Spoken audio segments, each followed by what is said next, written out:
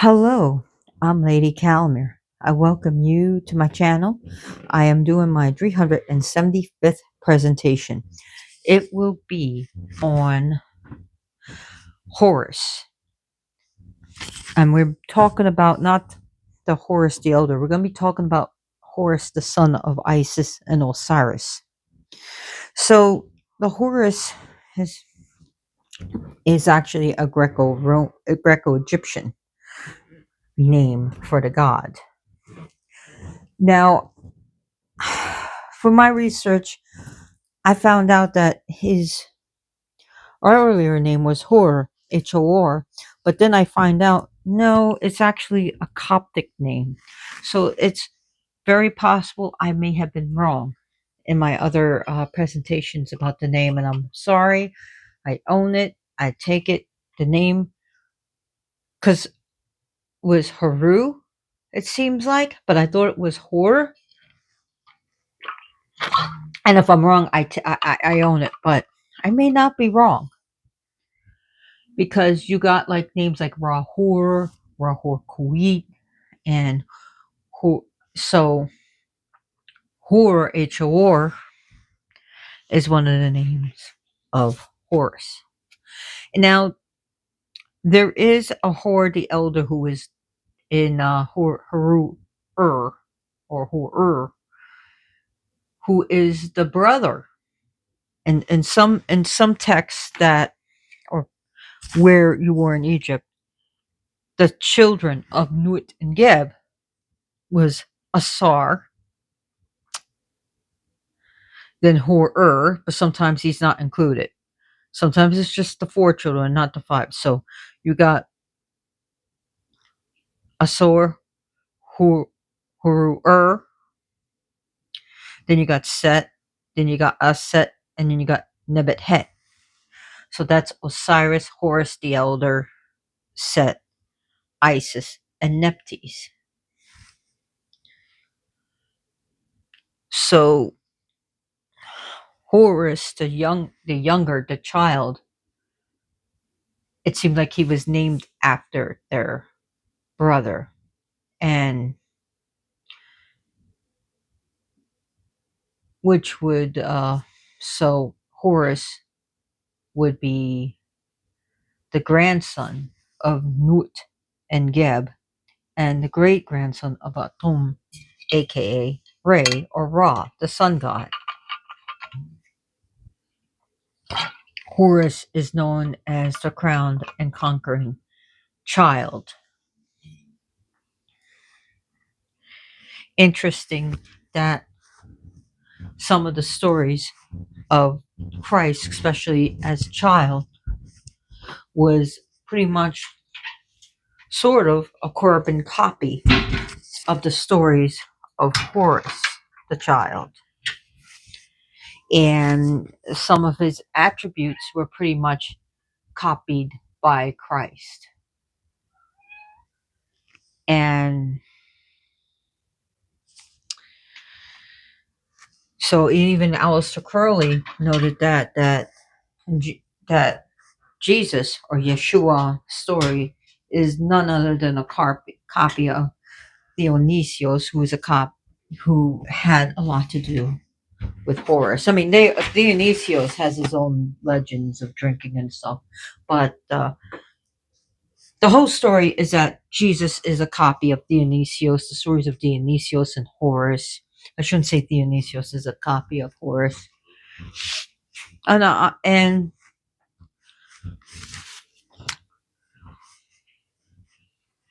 Horus is the crowned and conquering child. He becomes the rightful king of Egypt. And he's the ultimate symbol of divine kingship. And during the Pharaoh, when the pharaohs were alive, they represented Horus. When they passed away and they went through the funeral rites, and as the dead pharaoh, they now represented by Asar, aka Osiris. being that they died and they are resurrected on the other side and become a great king on the other side. So eventually, Horus becomes the king of all of Egypt, the upper and lower. And that's why he wear the type of crown he wears right here. I have different statues of Horus, but I figured I'd bring this one out. And it's absolutely beautiful. So the birthday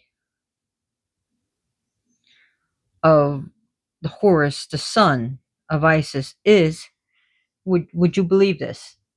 Okay, and guess, and this is why I say Jesus is is sort of like a carbon copy, a cleaned up version of him.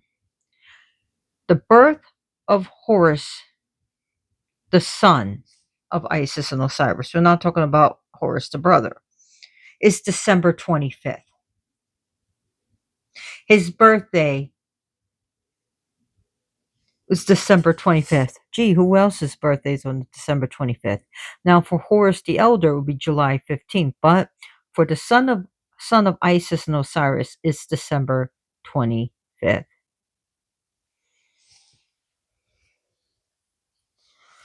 So, and he has many celebration days throughout the year. I mean, there's so many of them. So, we're already heading towards March, so I'll just start from there. March 15th and 16th are his celebrations. That's coming up. And April 14th and 15th, as well as April the 20th. So those are coming up. Then, no, it's not May 30th. It's May 29th. I almost said the May 19th. May 29th. Okay. So, in his various forms, there's different Horuses, and then you got celebrations, two of them in June, which is the June 26th and June 13th. One in July, which is yeah, it has no, there's no such thing as the 32nd. July 23rd. I was just trying to get the information from my brain, and my mind was switching around the numbers on me, doing a switcheroo. Then he has a bunch of them in August, which is in middle to late August. I mean, I know one of them right off the bat is August 31st. Then you go into September. You got September 6th and 16th. Then 26th and the 24th. And you got him in October. So, anyways, he is the sky god. He is a solar god. His right eye, his good eye, represents the sun. So he's the eye of the day. And his eye of the night, his bad eye that got knocked out by Set. The left eye is the moon. So that's the eye of the night. And it's not as brilliant or as bright as his right eye. So now we see him dominating not only the solar, but the lunar. We see him dominating the night and the day. That he becomes the Lord of the sky. So now he's a sky god. He's a savior. He's the conqueror, and he's also a warrior. He's a god of war and a god of battles and a god of protection. He's a god who defeats his enemies and subjugates his enemies, and representing the pharaonic power of subjugating other city states and other kings. Horus becomes the god of success and the god of wealth and the god of prosperity, the god of protection, and to protect the pharaonic right, but also protection of those who call him. Interesting enough, he's also associated not only with falcons, but and hawks, but he's also, and a lot of people don't realize this, is that he deals with cats. Yes, cats are sacred to Horus. Yes, it's if you have a funeral canopic jar of Horus, it's appropriate to put the ashes of your beloved cat into those jars. Cats were sacred to Horus, as well as the lion. Lions were also associated with this god.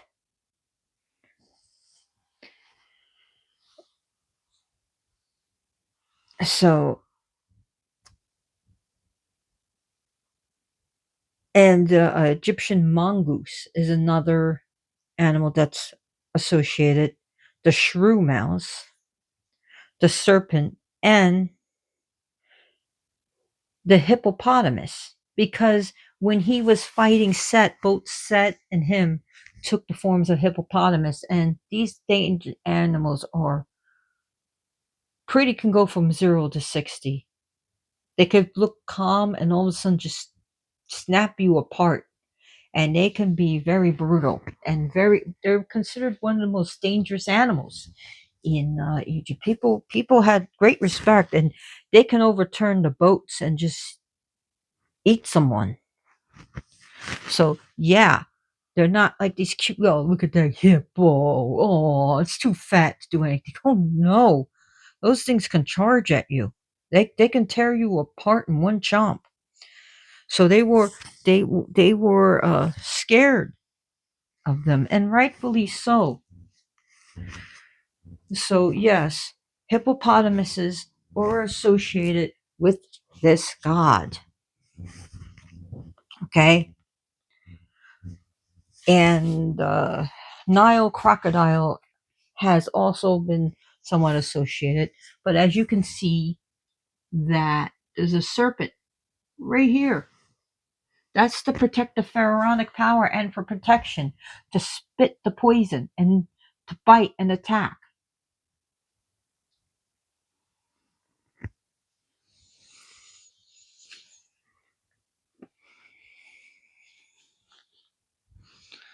So, yeah,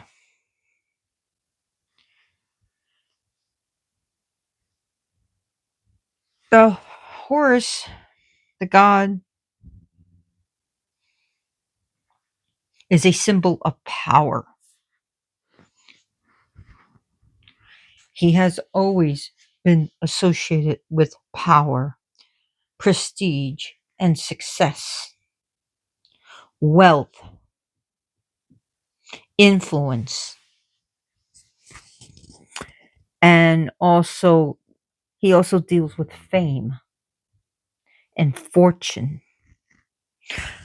The rich, fabulous, and famous. That's what he deals with.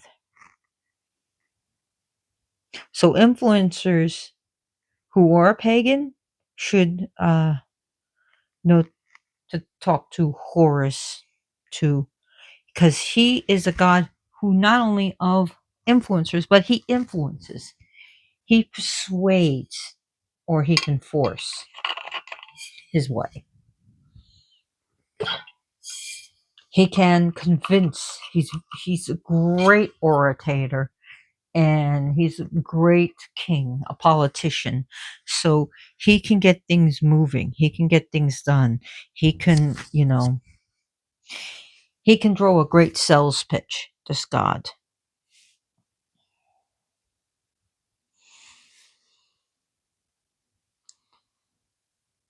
So he is also a god. Horus was also seen the god not only of war, but also of hunting.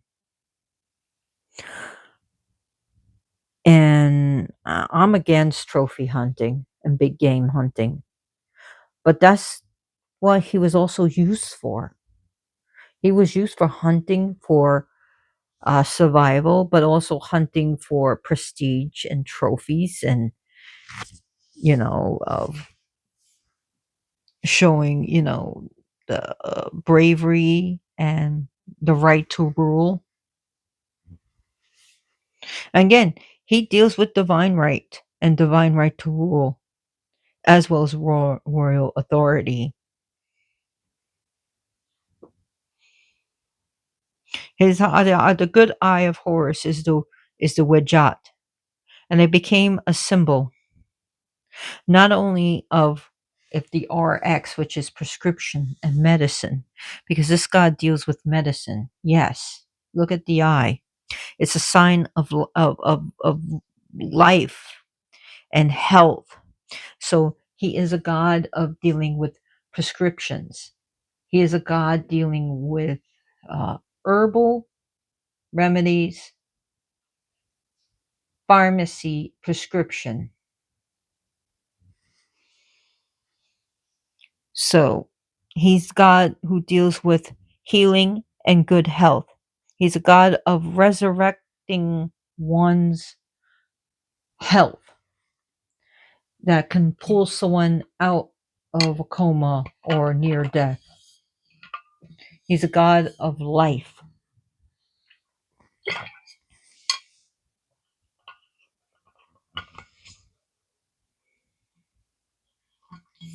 So his wife, one of his most famous wife, is Het Haret or Hathor.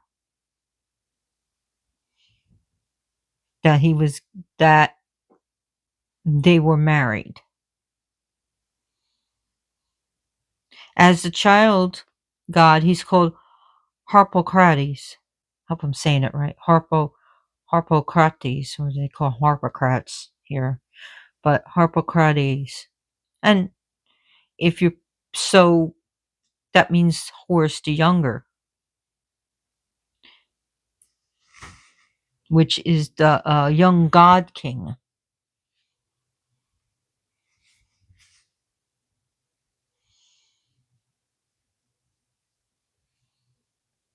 So he Horus is the protector of not only the kingdom, and those who call him, but he can also be used to protect the world, the protector of the world.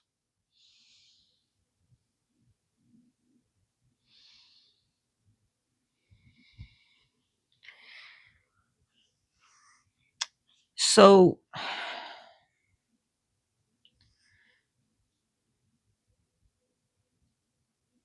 his colors were definitely red and gold. Red and gold are definitely good colors for him.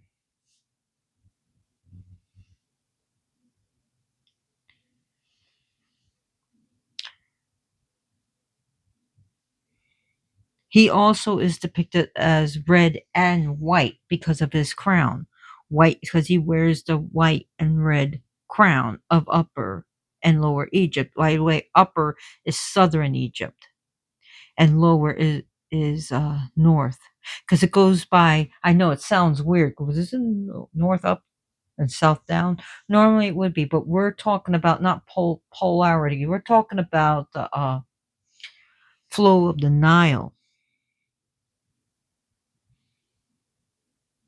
So for his right eye is gold and his left eye is silver.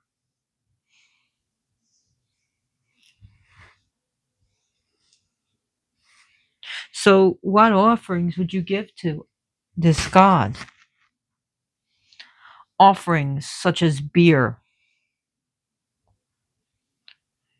bread,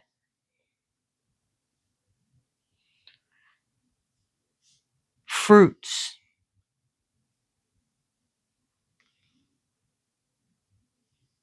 wine, meats. There's such thing called a shat, S-H, I kid you not, shat, it's not shit. It's shat cake. I know people like to use shat for shit, but it's SHAT dash CAKE. And it was made from some type of date flour. People give him incense and perfumes. He loves perfumes, especially myrrh and frankincense. He loves those. He likes He does like mead, even though that's not uh, traditional, and he does like honey. I know he likes sweets. He likes cakes and ale. Cakes and ale. That's a Wiccan thing. Cakes and ale, but he likes that. Dragon's blood, resin or liquid. You can get edible dragon's blood, which is good. He likes booze. He does like booze. He likes a good strong stuff. You can give him a lager. You can give Horus a good cup of whiskey. Tobacco is another thing he likes.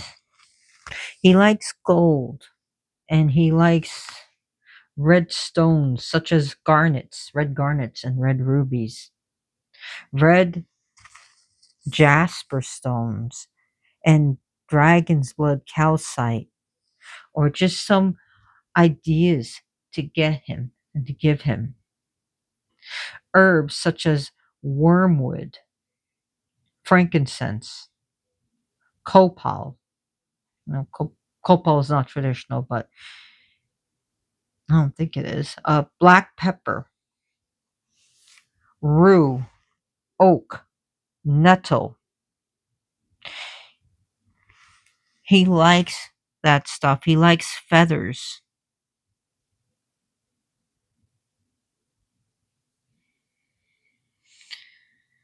So he also will accept dried fruit. And it could be any fruit that you like, that you think he might like, and also fruits like solar fruits and lunar fruits, like oranges. You can give him in the lunar fruits. Oranges are a good one, tropical fruits.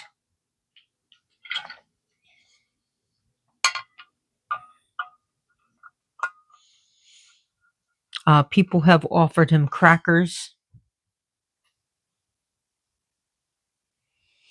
which is good.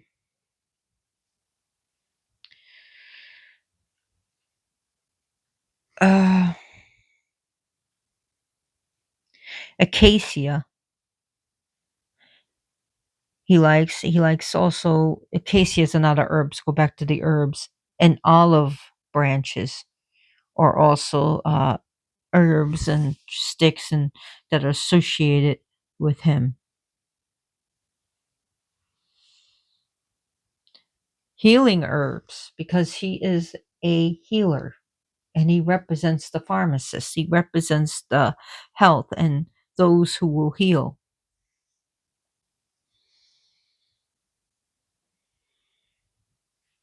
So he does also like silver because again his lunar eye. So not only will he accept gold, silver, he'll accept silver. Horus can be used to defeat and curse an enemy. Yes, he can be used for more sinister magic. Even some of the most sinister can be used with this god. Back to your dates, October 13th and 14th is another one for Horus. And no, you do not, Loki. And as you can see, he's holding his scepter and also he's holding a fist.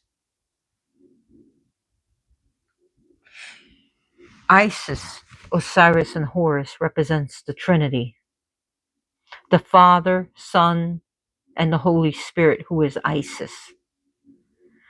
Another thing that Christian, a lot of religions have trinities, so we can't just blame that one. Say, oh, Christians always steal. A lot of ancient religions, but Christianity took liberties of stealing and borrowing and saying it was theirs all along, and the devil will have you think otherwise. Horus deals with bravery when you are fear when you have a lot to fear. He'll help you with bravery and courage. He'll help you to stand up for what you believe. I swear, Loki, you better not break the statue. I cannot replace this particular one, I don't think, anymore. You need to stop, boy. I say you need to stop.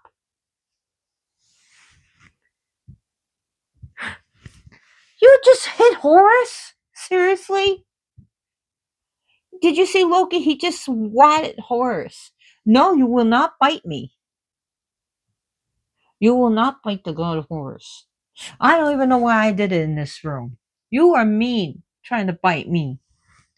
I don't have a script, so he's trying to just throw me off things. So the falcon that has been associated with Horus is the peregrine falcon. And there's another one, I think it's called the trying to think of the other, the ladder? No. No.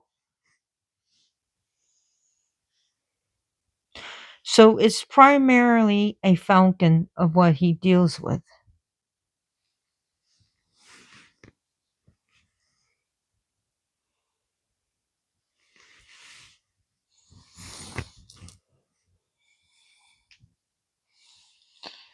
So he represents, so being that his right eye and left eye dealing with the sun and moon, he represents the duality of night and day and balance of light and dark. There's also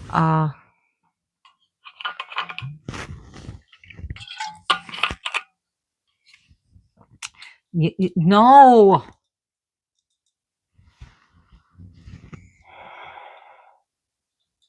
You're not getting it.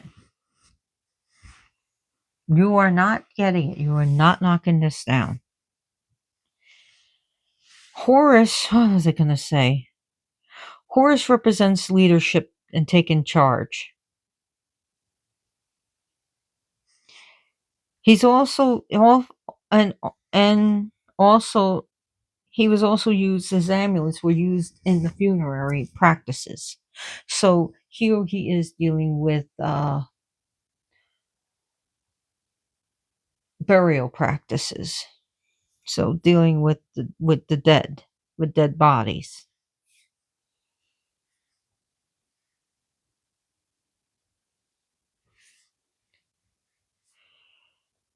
So what was I talking about? I think I was talking about falcons. So the type of falcons was the peregrine, and there is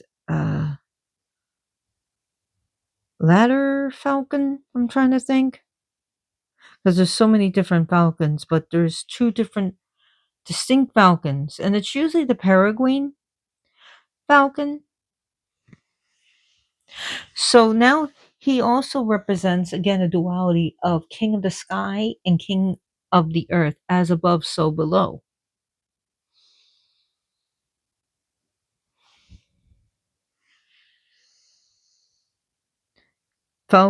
This god is the guardian of the home as well.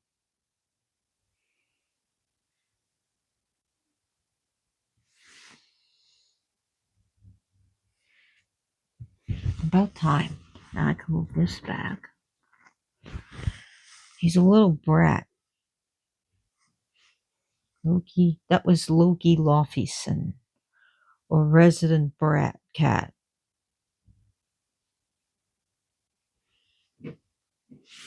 What are you guys doing? They're doing something. They always want some attention. So Horus,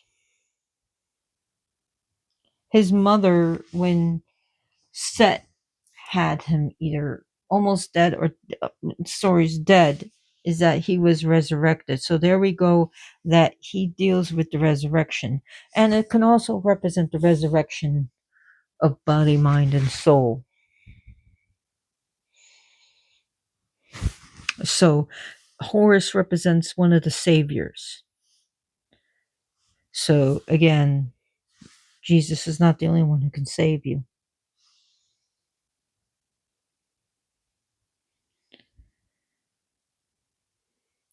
So another name for him is Heru Sa Aset, meaning Horus, the son of Aset, or Isis.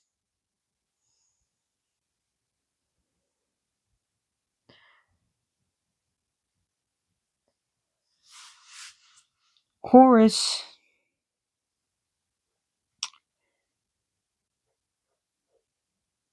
also deals with another one that's called the kestrel. That's what I was also thinking about. The kestrel as well, the bird. So, and there he's, these birds have incredible eyesight. So Horus is very perceptive. He can see things. He can see things before you can see things. And he also represents the literal physical seeing and the spiritual eye. So he can help us to see things clearly and to find things out, to see things in the light and to see in the dark. Okay? To see with the conscious mind and the unconscious mind, to be able to see everything in dimensions and in the physical world. He represents all of that. Horus is also known as the Avenger.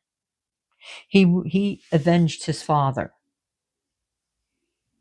and took his rightful place against Set.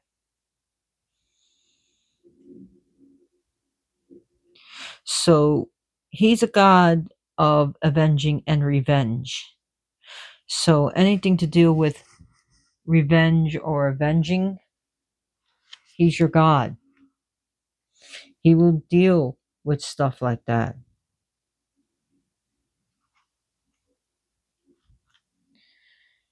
So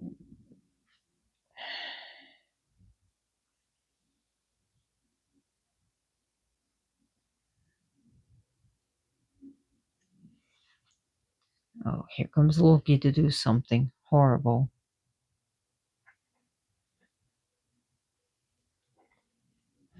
Now, he can help you with new beginnings, to begin again, to redo something. He's also going to help you with dispelling negativity and getting rid of negativity, hexing, cursing, destroying, destruction, devastation, all his. If you're in a magical war with someone, he's your god. He can also help you with getting rid of obstacles or to overcome obstacles, to break binds and chains of the body, mind, and spirit. He is a God of extreme power, and he can help you develop your power or take it back or to crush with your power. He's a God of abundance, prosperity, money, wealth. He's also a God of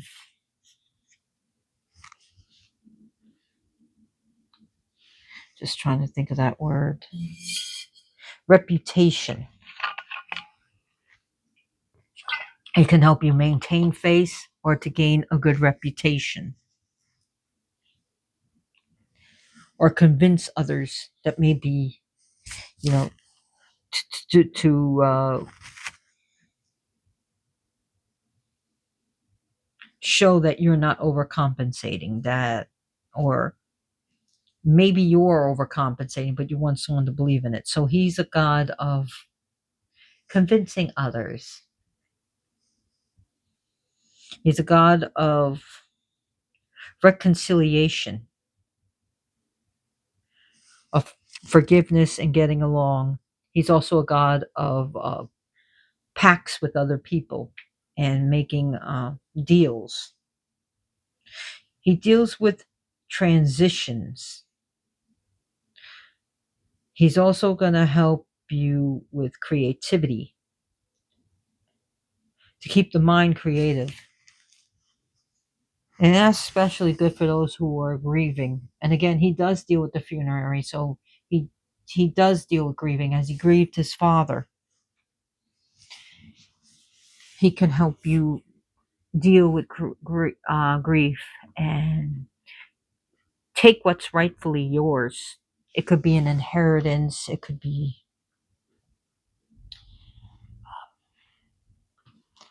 something small or monumental of what's rightfully yours, whether it's a house, it's money, it's an estate, what's rightfully yours.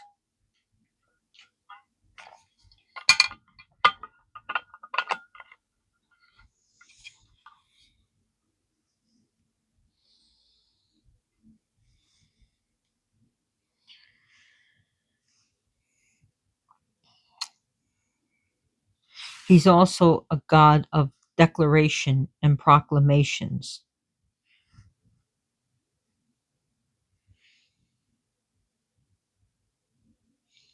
So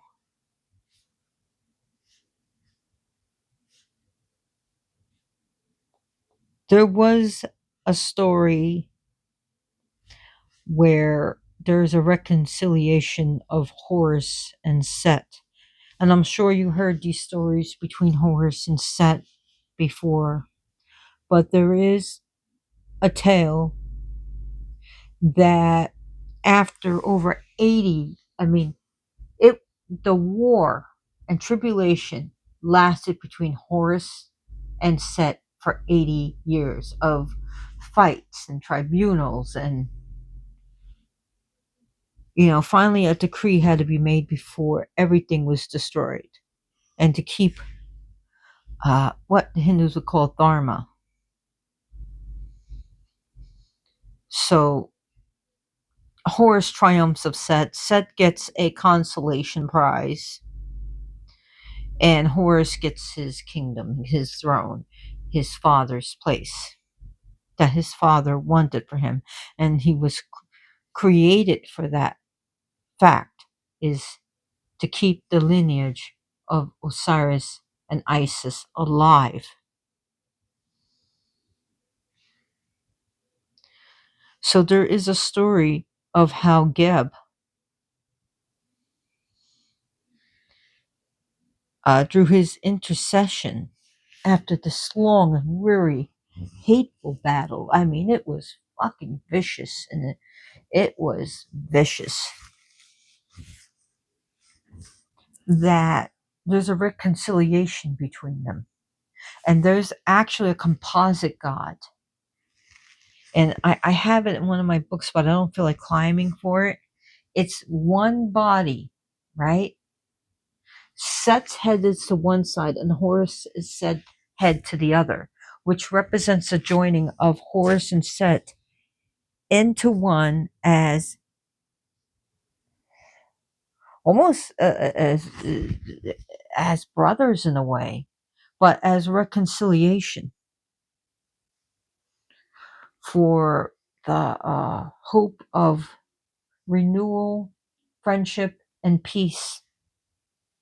And it will represent order and chaos as one, creation, creativity, and destruction together as a whole, the joining of these opposites and the joining of two gods. And it's also, archaeologists was wondering if it wasn't because of the different times and how things change and how people's beliefs change, and that Oregon is better than your God, and sort of like war between factions, and why there was a war between Set and Horus. And maybe it did last for 80 years until, the people of Horus, or believed in Horus, triumphed over those of Set. And then, eventually a reconciliation. But Horus prevailing. So Horus represents balance. He represents triumphant actions. And it also represents, as people now say, order and justice over chaos and evil. Because then, eventually Set is seen as this evil devil, and that's not true. So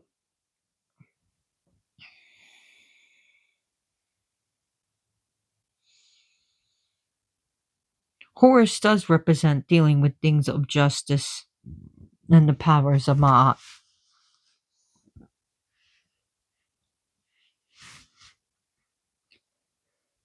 How long have I been talking? Well, 40 minutes.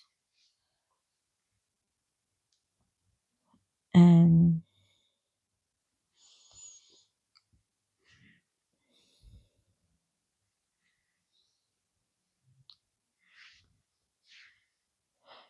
he represents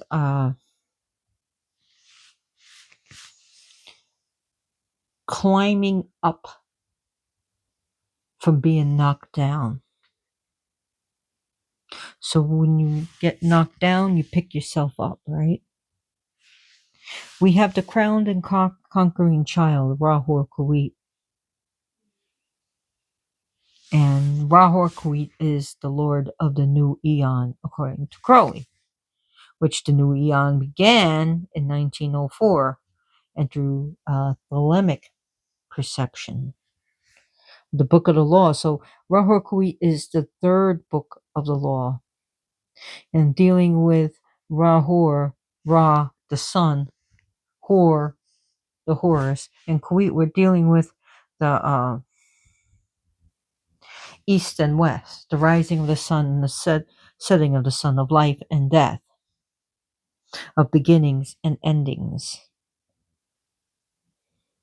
He becomes the crowned and conquering child, the initiator and the initiated, the Lord and God of mysteries, and of free will and freedom to be able to follow your path. And I think Rahokweet deserves its own presentation.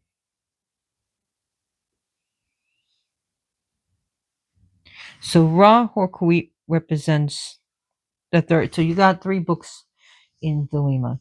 The first book, Nuit. The second book, Hadith. Then the third book, Rahokweet.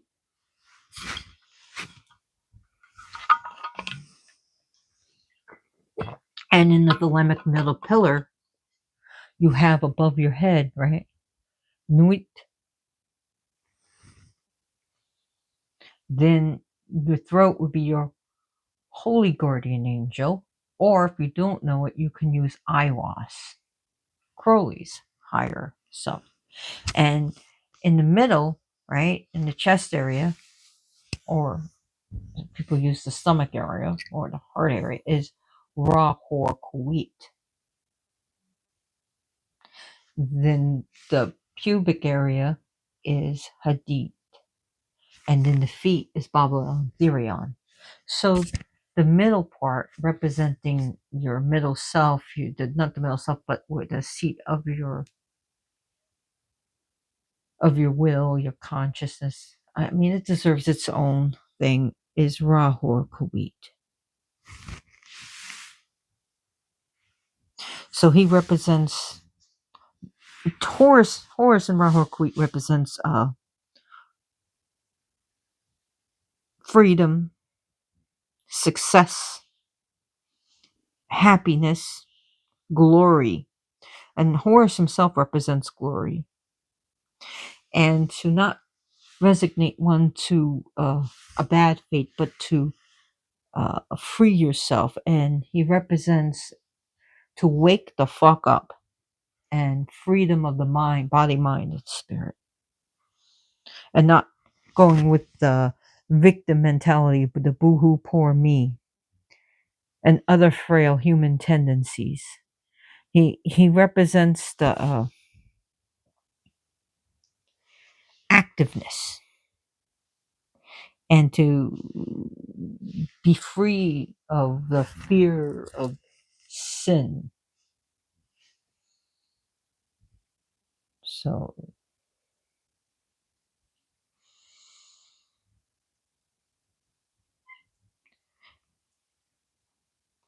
there is also, as Crowley said, there is, what is it, baby? There is no grace, there is no guilt. This is the law. Do what thou wilt. So it also, he also has the wherewithal and power to help you to get over suffering.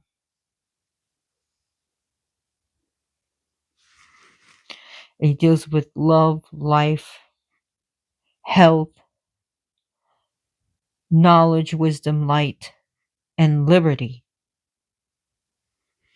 So,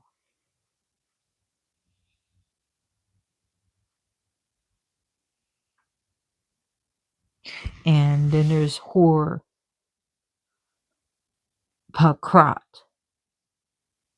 where Warhorkui is the active aspect.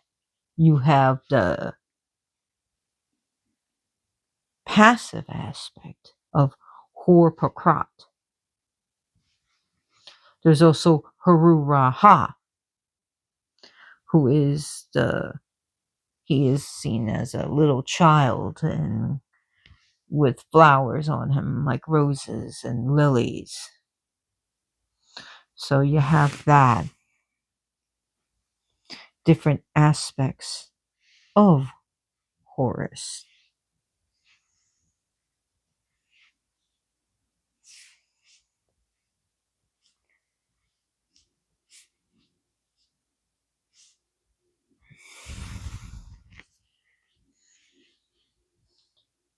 So Horus is not only, he's also a father, he has children.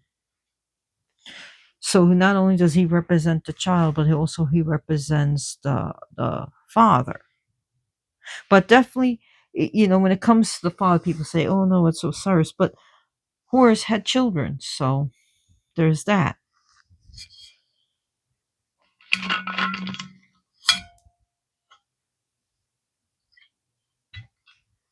He also deals with rituals of handsomeness and beauty and living a luxurious life and a happy life.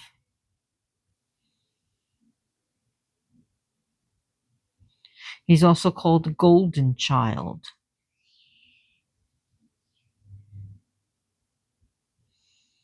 or the golden one.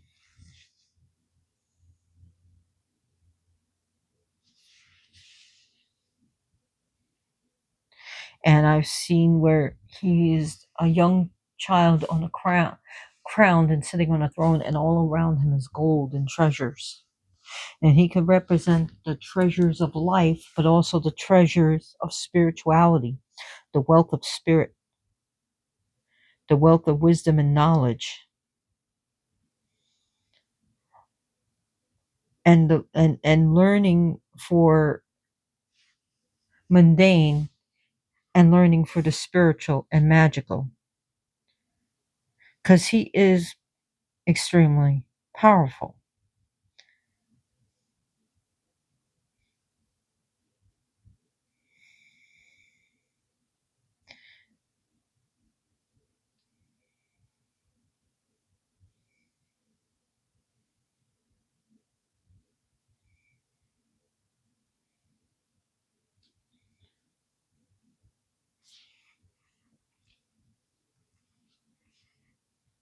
So there is also, he deals with not hoping that you win, but the knowing that you will win, because he represents winning. He represents conquering over a person, over a situation, over something that is trying to strong arm you.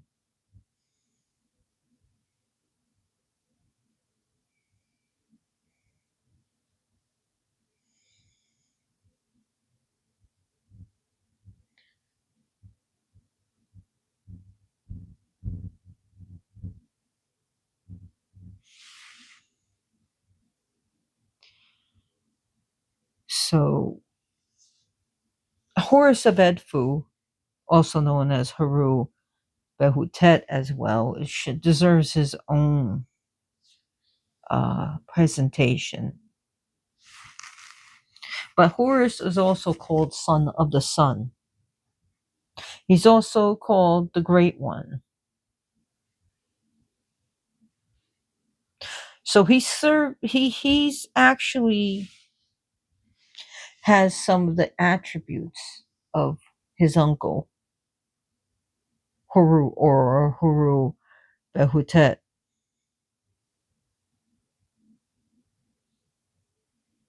He can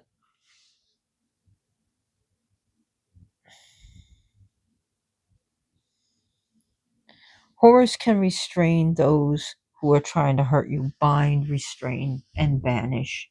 He can also be used to make someone regret their decisions.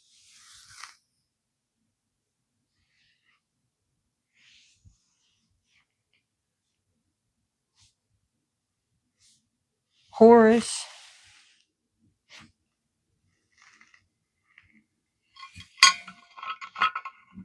the age of Horus,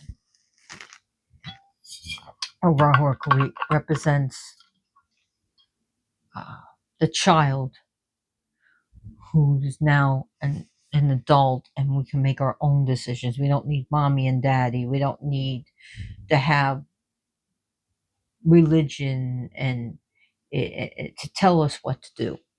We can decide to follow a religion, but it's our choice to be religious, not religious, spiritual, and to really investigate, to say, yeah, that's not, yeah, I'm not doing that.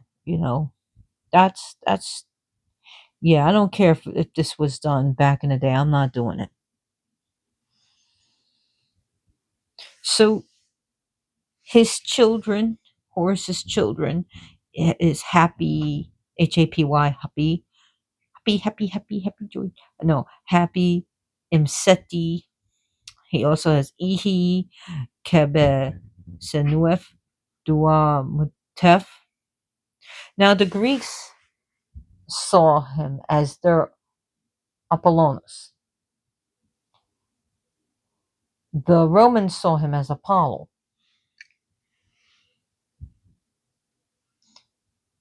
His Nubian equivalent was Mandulis,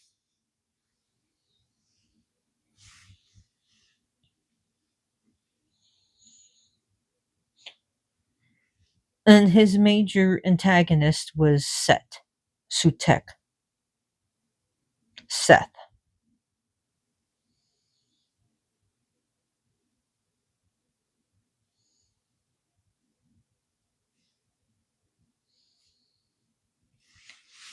Wow, I didn't even get a chance to talk too much about the myth and stories, but I'd rather tell you about the god Horus and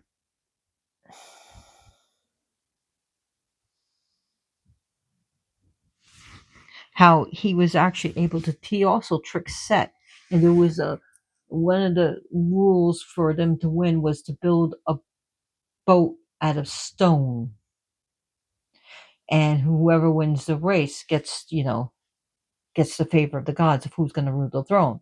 So Set followed the rules. He made his boat out of stone, and in Horus used his trickery of building his boat out of wood and painting it to look like stone. And then he won the race through what? He didn't make it out of stone. He was tricking. He used trickery. So to get what he wants.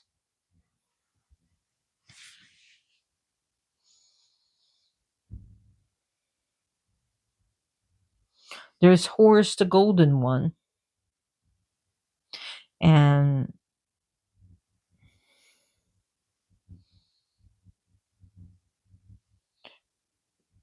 that's one of the aspects of Horus I really work a lot with.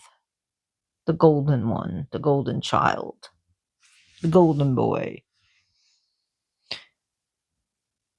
And he was also referred to as the golden Horus Osiris. And that was in the temple of Dendera. He was given full royal of titulary of both Osiris and himself Horus, so Asur and Heru, and said to be the father of himself. So, sort of like the living king uh, passes his scepter of rule to his son, who the prince, who now becomes the king. If that makes any sense to you. So, anyways, thank you for watching this. There's so much to learn about Horus, and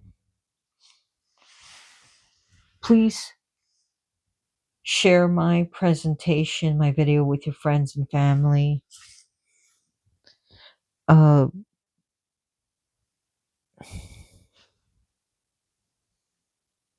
I do want to say that his cult center was, I believe, literally in Letopolis, and then he was later worshipped pretty much known like Kam Ambo and Kush,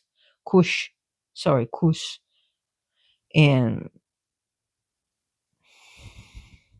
in Kam Ambo he was worshipped as the son of Ra, the sun god, and Heket. But I'm trying to just stay on the son of Isis Osiris. But please share my video with other like-minded people. Please, please, please help shelters out. Help human as well as animal shelters. And thank you so much for watching this video. I really appreciate it. It's come to my attention that a lot of people watching my videos are not subscribed to my channel, so please subscribe. This lets me know I'm doing a good job, and it keeps me doing these videos and wanting to bring these videos out to you. And as always, blessed be.